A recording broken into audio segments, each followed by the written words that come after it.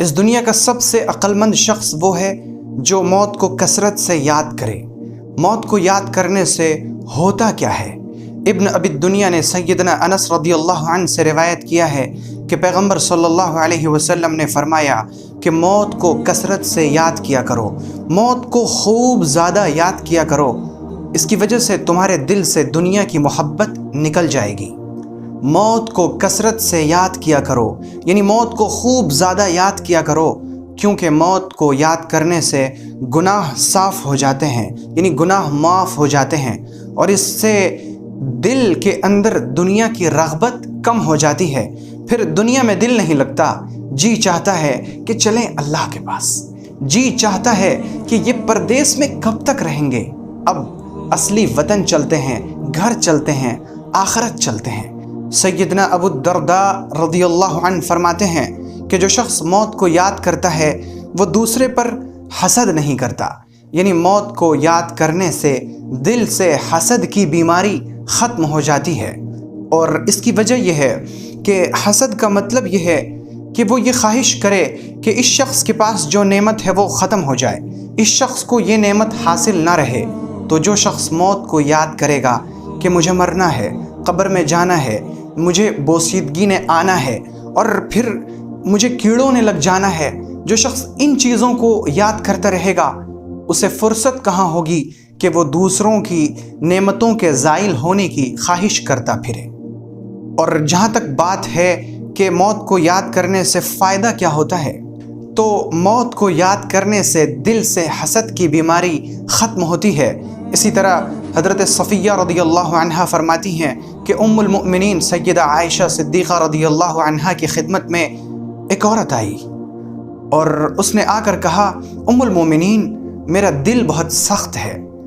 ام المؤمنین سیدہ عائشہ رضی اللہ عنہا نے فرمایا، موت کو یاد کیا کرو، کیونکہ موت کی یاد دل کو نرم کر دیتی ہے۔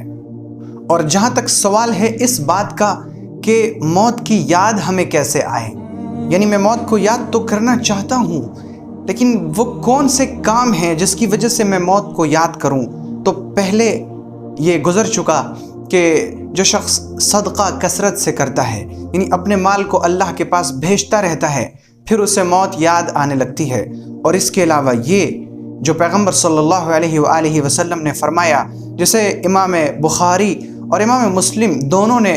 اپنی اپنی صحیح میں روایت کیا ہے، پیغمبر علیہ الصلاۃ والسلام نے فرمایا، میں نے تمہیں اس سے پہلے قبرستان کی زیارت سے منع کیا تھا، سنو اے لوگو، قبرستان جایا کرو، کیونکہ قبرستان کے جانے سے تمہارے دل میں دنیا سے بے رغبتی پیدا ہوگی، تمہیں لگے گا کہ میرا حقیقی گھر تو یہ ہے،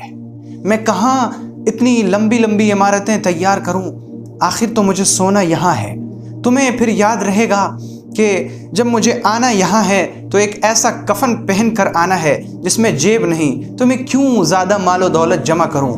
اور قبرستان کی زیارت تمہیں آخرت کی یاد دلائے گی۔ اسی طرح موت کی یاد لانے کا ایک اور طریقہ وہ ہے جسے امام حاکم نے اپنی مستدرک میں سیدنا ابو ذر رضی اللہ عنہ سے نقل کیا ہے کہ پیغمبر صلی اللہ علیہ وآلہ وسلم نے فرمایا کہ قبروں پر جایا کرو، اس سے آخرت یاد رہتی ہے، اور مردوں کو نہلایا کرو، کیونکہ مردہ جسم کو چھونا بہت بڑی نصیحت ہے۔ اور دیکھو تم جنازوں کی نماز پڑھنا،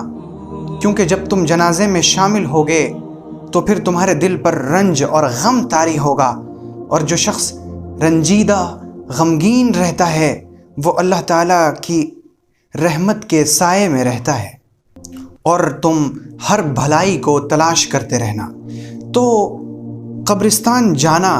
اسی طرح سے مردوں کو نہلانا، مردہ جسم کو چھونا، یعنی نہلانے کے وقت مردہ جسم کو چھونا، اور اسی طرح سے جنازے کی نماز پڑھنا، یہ موت کو یاد کرنے کا بہترین طریقہ ہے۔ لیکن مسئلہ یہ ہے کہ ہم جنازے اٹھتے ہوئے تو روز دیکھ رہے ہیں، مرنے کی خبریں تو روز سن رہے ہیں، لیکن ہم شاید